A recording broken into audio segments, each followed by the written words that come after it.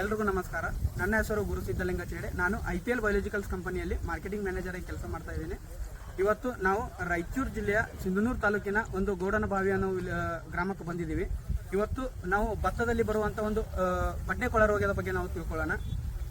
ಈ ಬಡ್ಡೆ ಕೊಳ ರೋಗವು ಮಣ್ಣಿನಲ್ಲಿರುವ ಒಂದು ರೈಸೋಪ್ಟೋನಿಯಾ ಅನ್ನೋ ಶಿಲೀಂಧ್ರದಿಂದ ಹರಡುತ್ತದೆ.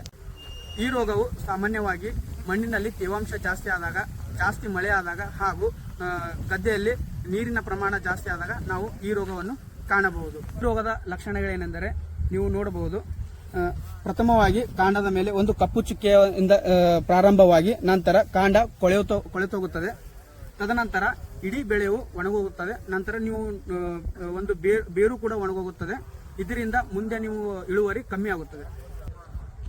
ಈ ರೋಗವು ಕಂಡು ಬಂದಾಗ ನೀವು ಅಜಸ್ಟೋಸ್ಟ್ರೋಬಿನ್, ಥೈಫ್ಲೂಸಮೈಡ್ ಅಥವಾ ಟೊಬುಕೊನಜೋಲ್ ಅನ್ನೋ ಒಂದು ಮಾಲಿಕ್ಯೂಲ್ಗಳಿಂದ ನೀವು ನಿಯಂತ್ರಿಸಬಹುದು. ಅದೇ ರೀತಿಯಾಗಿ IPL ಬಯೋಲಾಜಿಕಲ್ಸ್ ಉತ್ಪನ್ನಗಳಾದಂಥ ಸ್ಪೊರಾಡೆಕ್ಸ್ ಅಥವಾ ಬ್ಯಾಕ್ಟಿವೈಪ್ ಅನ್ನೋ ಒಂದು ಉತ್ಪನ್ನಗಳಿಂದ ನೀವು ಈ ರೋಗವು ನಿಯಂತ್ರಿಸಬಹುದು. ಧನ್ಯವಾದಗಳು.